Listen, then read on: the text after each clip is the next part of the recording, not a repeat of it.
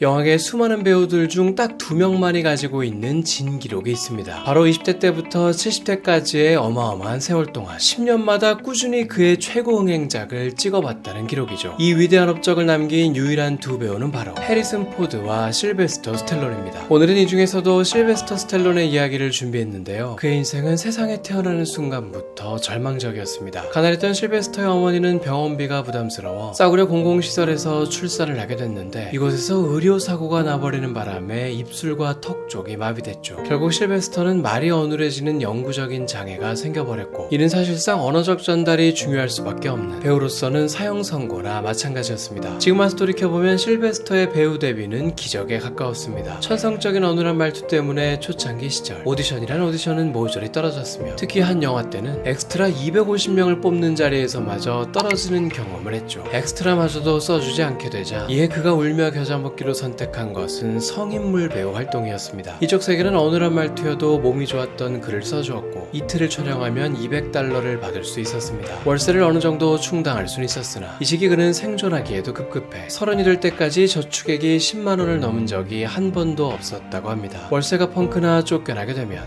버스터미널에서 노숙 생활을 하기도 했죠. 사실 그의 주변에선 미래를 생각하면 성인물은 찍지 말라고 만류하는 이가 많았지만 당시 실베스터에겐 이건 선택이 아니라 생존의 문제였습니다. 일마저 못하면 도둑질이라도 해야 하나 싶었을 정도로 비참한 상황이었다고 하죠. 그도 그럴 것이 성인물이 아닌 영화에 몇 번 나온 적이 있긴 했으나 당신은 출연료 대신 티셔츠를 몇 장 준다든지 마트 할인 쿠폰을 준다든지 하는 식으로 엑스트라들이 열악한 대우를 받던 시기였습니다. 카메라에 한 번이라도 얼굴을 비추길 바라는 신인 배우들의 입장에선 이런 부당한 대우마저도 수용할 수밖에 없었죠. 이러다 보니 제대로 돈이라도 주는 성인물 쪽에 더욱 집중하게 됐는데 이때 찍은 성인물들은 훗날 그가 대스타가 된 시점에 그를 괴롭히게 됩니다. 어느 날 성인물 영화사의 대표가 스타가 된 그에게 연락을 해오더니만 거의 협박에 가까운 말투로 이 촬영본들이 세상에 풀리기를 원하지 않는다면 억대의 돈을 내놓으라고 한 것이죠. 그러나 실베스터는 얼마든지 공개하라며 쿨한 태도로 일관했습니다. 심지어 그딴 건 $2를 주고 사기에도 아깝다는 독설까지 쏟아냈다고 하죠. 어쨌든 30이 넘도록 배우로서 두각을 드러내지 못한 실베스터는 배우가 아닌 다른 직업을 진지하게 준비해보기로 합니다. 시나리오 쓰는 법을 독학해서 이제는 배우가 아니라 작가로서 영화계에 도전해보기로 한 것이죠. 도서관을 들락날락거리며 수십 편의 시나리오를 집필했는데 이 중 딱 단 한 편의 시나리오가 영화사에 극적으로 팔리게 됩니다. 이 시나리오가 바로 영화사에 한 획을 그은 70년대 명작 영화 로키입니다. 이 시나리오를 쓰게 된 계기는 순전한 우연이었습니다. 어느 날 실베스터는 세계적인 권투선수 무하마드 알리의 경기를 보게 되었는데 당시 무하마드 알리는 명실공히 세계 최고의 챔피언으로 경기만 열렸다 하면 모두가 그의 승리를 점쳤습니다. 그런데 거의 무명에 가까웠던 척 웨프너라는 남자가 무하마드 알리를 상대로 모두의 예상을 깨부수며 강력한 보디블로우 한 방으로 알리를 넉다운까지 시키는 등 엄청난 충격을 선사했죠. 비록 종료를 19초 앞둔 막판에 결국 통안의 TKO 패를 당했지만 이날의 경기는 미국 전역에서 장안의 화제였습니다. 그 아무도 기대하지 않았던 평범한 선수가 세계 챔피언을 상대로 끝까지 불굴의 투지로 버티는 모습은 실베스터에게 찐한 감동을 주었죠. 이에 그는 무명의 가난한 복서가 세계적인 명성의 챔피언과 대결한다는 큰 틀을 짜고 그 안에 서툰 남녀의 사랑 이야기를 버무린 각본을 쓰게 됐습니다. 영화 안에 수많은 명대사들도 직접 썼는데 세계 챔피언들은 한때는 누구나 포기를 모르는 도전자들의 입장이었다. 그 어떤 펀치도 우리의 인생만큼 아프게 때리진 않는다. 얼마나 세게 때릴 수 있는지는 중요하지 않다. 얼마나 세게 맞고 버틸 수 있는지가 중요하다와 같이 불굴의 정신을 내세운 숱한 명언들을 쏟아냈죠. 이런 찐한 휴먼 드라마 느낌의 각본은 많은 영화사들의 눈을 사로잡았고 여기저기서 꽤 비싼 금액을 제시했습니다. 그러나 실베스터에게는 돈보다 더 간절한 꿈이 있었으니 자신이 쓴 각본에 자신이 직접 주연을 맡고 싶다는 것이었죠. 자신이 쓴 스토리니만큼 그 누구보다도 캐릭터성을 잘 살릴 자신이 있었고 무엇보다도 배우로서의 꿈을 포기하고 싶지 않았습니다. 영화사는 당시 핫한 배우이던 알파치노, 로버트 레드포드 등을 주연으로 고민하고 있었기에 당연히 무명에 가까운 실베스터는 안중에도 없었죠. 영화사가 단칼에 거절하자 실베스터는 일부러 계속 각본의 값을 올리며 자신을 주연으로 써주면 파격 할인을 해주겠다는 식으로 꼬셨습니다. 영화사가 주연만큼은 절대 안 된다며 거듭 거절하다 보니 실베스터는 각본 가격만 무려 5억까지 올려버렸죠. 이는 70년대 당시의 가격이었으니 오늘날의 물가로 환산하면 거의 40억에 달하는 액수라고 합니다. 이 정도의 돈이면 분명 인생이 바뀌는 수준이었지만 실베스터는 배우라는 꿈을 위해 이런 어마어마한 액수마저도 마다했습니다. 각본은 단돈 2천만 원만 받을 테니 한사코 자신을 주연으로 써달라고 요구하며 출연료 역시 최저임금만 받겠다고 했죠. 이 정도까지 떨이 가격을 제시하자 영화사는 그의 조건을 수락했고, 이렇게 해서 실베스터는 드디어 주연을 맡게 됐습니다. 영화사 입장에서는 예정에도 없던 무명 배우가 주연을 하게 됐으니 영화 예산을 대폭 삭감시켰습니다. 웬만한 저예산 영화보다도 훨씬 박한 액수였죠. 그러나 아이러니하게도 이 저예산이라는 선택이 오히려 영화가 더 명작으로 거듭나는 데 일조했습니다. 일례로 남녀 주인공이 스케이트장에서 데이트를 하는 이 장면은 원래대로라면 사람들이 바글바글한 곳에서 찍을 예정이었지만 엑스트라를 동원할 돈이 없자 텅 빈 스케이트장에서 찍게 됐죠. 이에 실베스터는 각본을 즉석해서 수정해 가난한 로키가 몰래 청소부에게 뒷돈을 찔러줘서 영업이 끝난 빈 스케이트장에서 데이트를 한다는 식으로 각색했습니다. 그 결과 공허한 스케이트장에서의 두 남녀의 진지한 대화가 더 인상 깊게 담겼죠. 그 유명한 미술관 계단 훈련씬 역시 돈이 부족해서 나온 명장면입니다. 예산이 부족한 탓에 미술관으로부터 정식 허가를 받을 수 없게 되자 아무도 없는 새벽 4시에 몰래 가서 후딱 촬영했던 장면이었는데, 이렇게 꼭두 새벽을 배경으로 찍히는 바람에 오히려 동이 트기 전부터도 훈련에 몰두하는 로키의 성실함을 강조하는 셈이 되어 명장면으로 거듭났죠. 실베스터의 헝그리한 훈련 장면이 워낙 리얼했기에 한 시장 상인은 실제 권투 선수가 훈련을 하는 줄 알고 러닝을 하던 그에게 오렌지를 던져주기도 했습니다. 이를 자연스럽게 받아가는 실베스터의 모습이 영화 최종 버전에 그대로 담겼죠. 또 마지막 경기를 앞두고 자신의 대형 포스터를 보는 이 장면. 이 대형 포스터는 인쇄소의 실수로 바지 색깔이 잘못 나오게 됐는데 예산이 없어서 재인쇄를 맡길 비용이 없자 이 역시도 각본을 수정해 무명 선수 따위는 그저 주는 대로 입으라는 식으로 무시당하는 장면을 넣어서 포스터 재인쇄 비용도 아끼고 로키의 홀대받는 입지를 더욱 부각시키는 일석이조의 효과를 얻었습니다. 또 화를 내며 칠면조를 밖으로 던지는 이 장면을 찍을 때는 칠면조를 딱 한 마리밖에 살 돈이 없어서 NG가 날 때마다 칠면조를 재활용하기 위해 창밖에서 스태프가 접시를 들고 날아오는 칠면조를 열심히 받아냈다고 합니다. 이렇듯 예산상의 제약을 재치 있는 각색으로 무마시킨 로키는 그야말로 영화사 전설이라 할 수 있는 흥행 성적을 거뒀습니다. 무려 제작비의 200배라는 천문학적인 돈을 벌어들였으며 압도적인 차이로 그의 전세계 박스오피스 1위를 기록했죠. 게다가 작품성마저도 인정받아 영화로서 최고영예를 할 수 있는 아카데미 시상식의 작품상까지 거머쥐었습니다. 로키의 촬영지는 관광객들의 성지가 되었고, 특히 로키의 새벽 훈련 장면에 등장한 필라델피아 미술관은 촬영 때는 허가조차 해주지 않았던 곳임에도 이 영화의 가장 큰 수혜자가 되었습니다. 관광객들이 그야말로 인산인해를 이루게 되었는데, 미술관은 물 들어올 때 노젓는다는 심산으로 심지어 로키의 동상까지 세워버렸죠. 이 미술관 계단을 뛰어 올라가 만세를 하는 행위는 로키하다라는 신조어로 불리며 영화가 개봉된 지 50년이 지난 지금까지도 이곳은 필라델피아 최고의 관광지 중 하나로 남아있습니다. 필라델피아 미술관이 로키가 대박을 칠 줄 전혀 몰랐던 것처럼 많은 분들이 모르고 있는 최대 128만원 지원금 안내드립니다. 아이폰, 갤럭시 약정 끝났을 때 여기 모르면 큰 손해죠. 전환 지원금은 최대 50만원에 비밀 지원금까지 놓칠 수 있거든요. 아정당에서는 최신형 아이폰 갤럭시를 주문 당일 받아볼 수 있으며 부가 서비스 가입 없이 최대 지원금이 가능합니다. 알뜰폰도 20곳 이상 비교 상담 가능하죠. 여기서 또 하나의 혜택, 약정 끝난 인터넷 가전 렌탈 역시 가만히 두면 최대 78만원 손해인데요. 인터넷 TV 최대 48만원, 가전 렌탈 최대 30만원, 둘 다 바꾸면 최대 78만원을 설치 당일 받을 수 있습니다. 법이 정해준 지원금이니 안 챙기실수록 손해입니다. 혹시라도 다른 것보다 지원금이 적다면 차액의 120%로 돌려준다는데 이게 바로 업계 1위의 자신감입니다. 아정당은 국내 최대 규모 대리점이라 믿을 수 있고 365일 주말에도 밤 10시까지 상담 가능합니다. 홈서비스 전문기업이라 이사로도 유명한데요. 물품 파손 시 본사에서 최대 1000만원까지 보상해주고 혹시라도 불만족스러우면 이사 당일 전액 환불해주는 보장이사도 가능합니다. 마지막으로 아정당 23만 유튜브 구독만 해도 100만원 상당 최신폰 증정 이벤트 참여 가능하니 당첨 노려보시길 바랍니다. 휴대폰, 인터넷, 가전 렌탈, 이사, 청소까지 정당하게 받자. 아정당.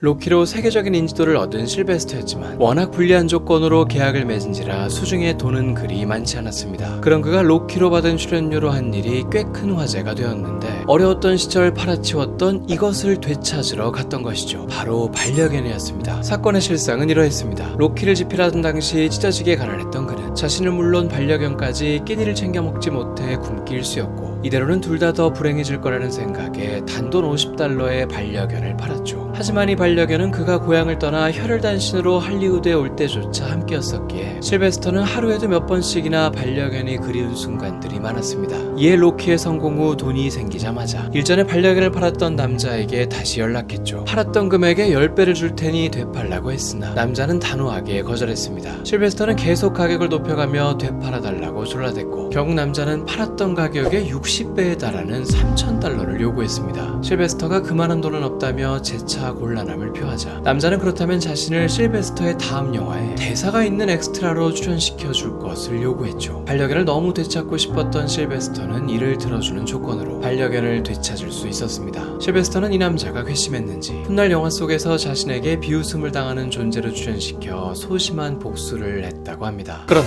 실베스터의 성공 이후 정작 실베스터를 가장 골치 아프게 한 남자는 따로 있었습니다. 바로 그의 아버지였죠. 사실 실베스터는 아버지와의 원수 관계로 워낙 유명합니다. 어렸을 때부터 하도 물리적 학대를 받아왔기에 성인이 돼서도 아버지에 대한 원한이 가시질 않았다는데 이 아버지가 로키로 성공한 아들을 보고는 대형 사고를 쳐버렸죠. 자기 마음대로 로키2라는 각본을 써서는 영화 관계자들에게 뿌리기 시작한 것입니다. 로키의 아들을 주인공으로 내세운 이 각본은 그야말로 뻔하디 뻔한 형편없는 각본이었습니다. 게다가 아들의 창작 캐릭터를 저작권 개념도 없이 마구 가져다 썼으니 문제가 있을 수밖에 없었죠. 뒤늦게 이 소식을 들은 실베스터는 노발대발했습니다. 어려울 땐 도와준 거 하나 없더니만 어렵사리 노력해서 성공을 하니 이마저도 가로채려 한다면서 말이죠. 실베스터의 어머니는 물론 남동생조차도 나서서 실베스터의 편을 들며 아버지에게 실베스터의 인생을 제발 좀 그냥 놔두라며 온 가족이 아버지의 만행을 말렸다고 합니다. 아버지와의 불화 외에도 실베스터를 옥죄었던 것이 하나 더 있었습니다. 바로 차기작에 대한 부담감이었죠. 무명이었던 자가 한순간에 그냥 성공도 아니고 한 해의 모든 영화를 통틀어 1위 흥행을 한 영화의 각본과 주연을 해냈던 것이었으니 그가 차기작에 대해 느꼈던 압박감은 상상 그 이상이었습니다. 언론에서도 그의 성공을 콕 집어 운 좋은 일회성 성공이 아니냐는 반문을 대놓고 할 정도였죠.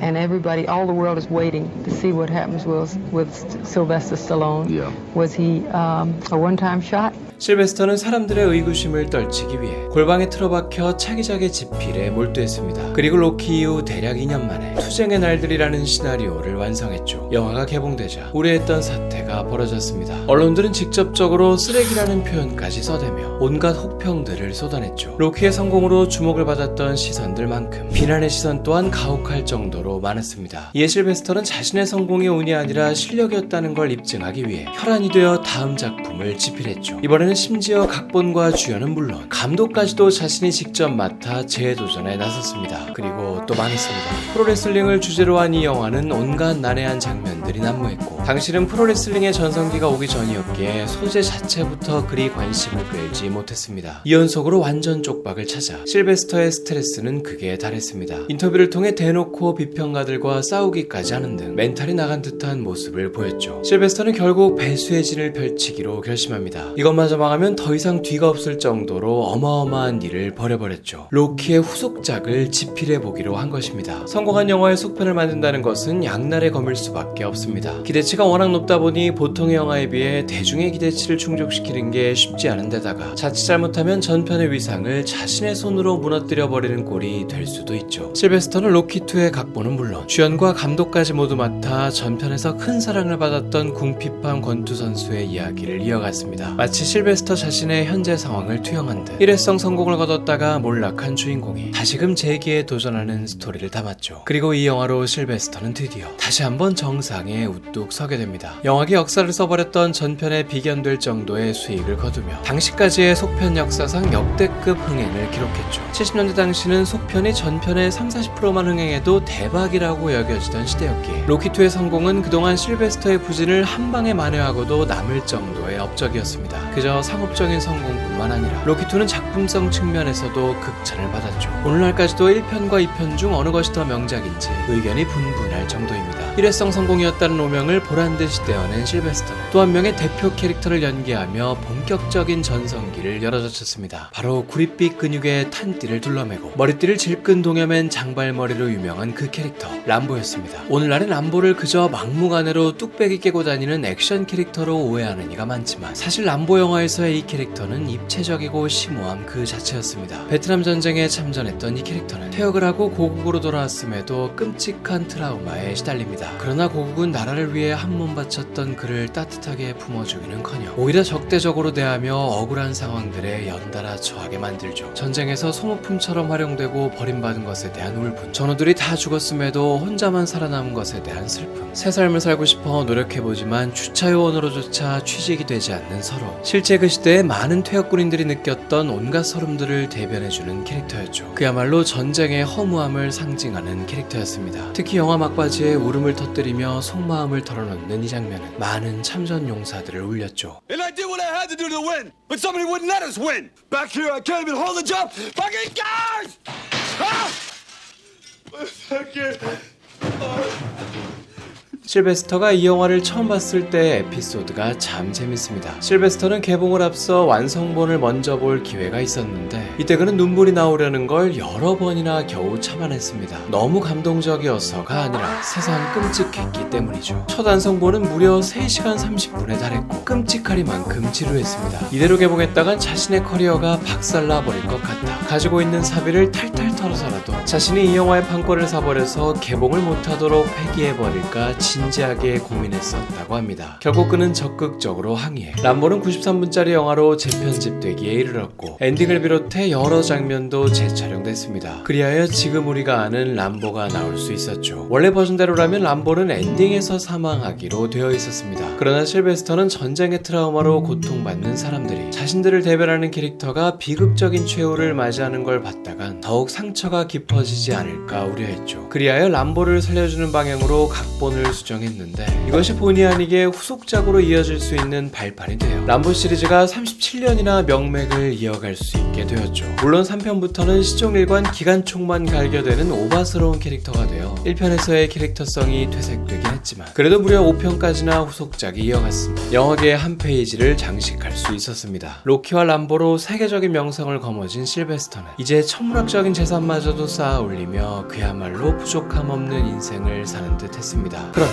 그의 재산이 한순간에 싹 털리게 된 사건이 있었으니 바로 그의 여동생 때문이었습니다. 실베스터에게는 18살 터울의 늦둥이이자 의분 여동생이 있었습니다. 어느 날 이 여동생이 실베스터를 가리켜 자신이 폭력을 당해왔다는 주장을 공개적으로 펼치기 시작했죠. 실베스터는 이를 격렬하게 부인했고 심지어 실베스터 남매의 어머니조차도 실베스터의 편을 들며 자신의 딸은 하루에만 환각성 알약을 60알 이상 먹고 있으며 약 중독자는 약값을 구하기 위해서라면 무엇이든 하는 존재이다. 이건 그저 오빠의 돈을 강탈하려는 수작이다 라고 공개적 발언을 했습니다. 그러자 여동생은 자신에게는 오빠의 약점이 담긴 녹음 테이프도 있다고 주장하며 법정 소송까지 마다하지 않겠다고 선언했죠. 이에 실베스터는 대변인을 통해 불행히도 유명인이라면 언젠가는 협박에 시달리기 마련이다. 유명인을 협박하는 사람들 중에는 가족 구성원도 많다. 이들은 돈을 받아내기 위해 없던 사실까지도 지어낸다 라고 강하게 반박했습니다. 실베스터는 법정 싸움을 펼칠 심산이었으나 그의 변호사들이 극구 만류했습니다. 소송을 가게 되면 법원에 출두할 때마다 수년에 걸쳐 언론의 먹잇감이 될 것이며 심지어 무죄 판정을 받는다 하더라도 재판 과정에서 공개되는 각종 사생활들이 어떤 쪽으로든 구설수에 오를 것이라며 말이죠. 당시는 인터넷도 없던 시대였기에 언론의 보도는 그야말로 칼보다도 더 무서웠습니다. 요즘 시대처럼 스스로 인터넷에 동영상이나 글을 올려 빠르게 해명할 수도 없는 시대였죠. 실베스터의 변호사들은 이런 사실들을 강조하며 괜한 구설수에 올라 향후 커리어에 타격이라도 입으면 그것이야말로 수백억의 가치를 잃는 셈이라며 동생에게 돈을 줘버리고 더 이상 일이 커지기 전에 막는 것이 오히려 손해를 최소화하는 길이라고 설득했습니다. 결국 실베스터는 이를 받아들여 두 번 다신 자신에 대해 그 어떠한 말도 하지 않는다는 것을 조건으로 여동생에게 원하는 돈을 주기로 했죠. 그런데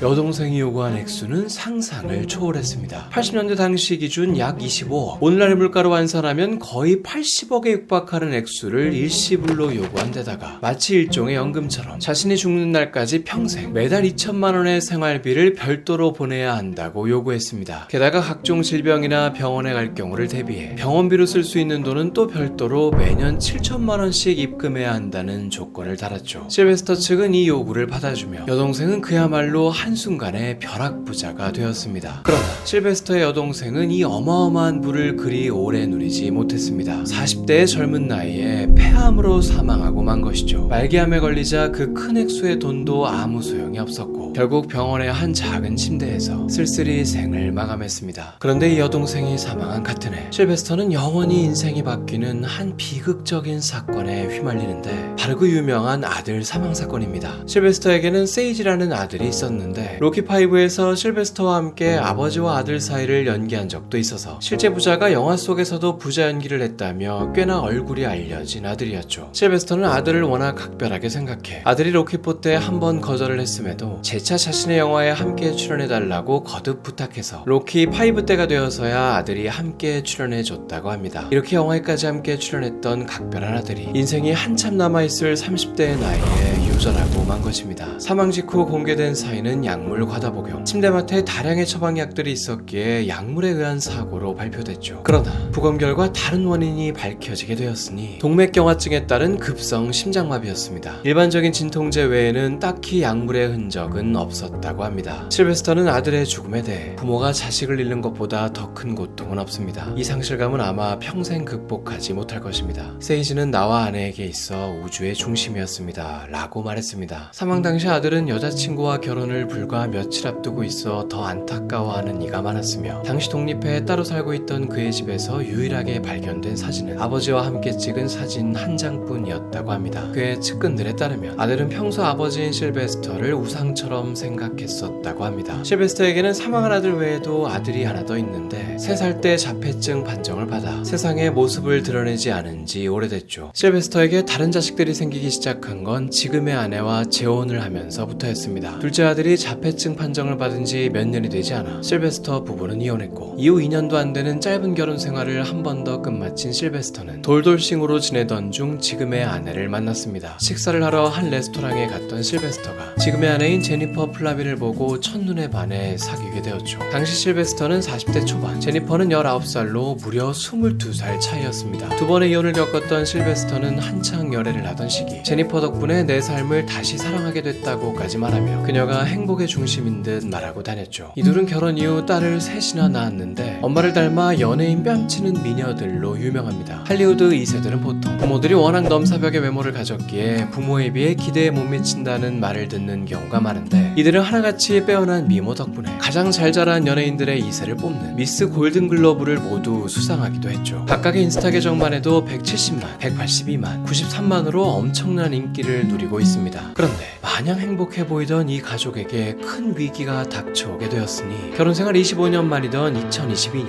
아내인 제니퍼가 이혼 신청을 했던 것입니다. 아내가 이혼을 신청한 지 불과 4일 만에 실베스터는 팔뚝에 대문짝만하게 새겼던 아내의 얼굴 문신을 강아지로 바꾸어 새기며 둘의 사이는 돌이킬 수 없을 지경이라는 걸 드러냈죠. 그러나 이들은 한 달 만에 극적으로 화해를 해 재결합을 하며 결혼 생활을 유지하게 됐습니다. 실베스터는 재결합을 하게 된 이후 이번 기회로 가족보다 더 중요한 건 없음을 깨달았다. 그동안 너무 일만 우선시했었다. 벼랑 끝에서야 교훈을 얻었다고 말했습니다. 이 사건을 계기로 실베스터는 아내와 더 자주 밖에서 모습을 드러내고 있으며 이후 리얼리티 쇼인 더 패밀리 스텔론을 통해 일상의 모습들을 공개하며 가족들과 더 많은 시간을 보내고 있습니다. 가시기 전 좋아요 잊지 마시고요. 저의 인물 탐구가 취향에 맞으셨다면 구독 버튼도 부탁드립니다. 다음 영상도 정성껏 만들어 오겠습니다. 그럼 다음 영상에서 만나요.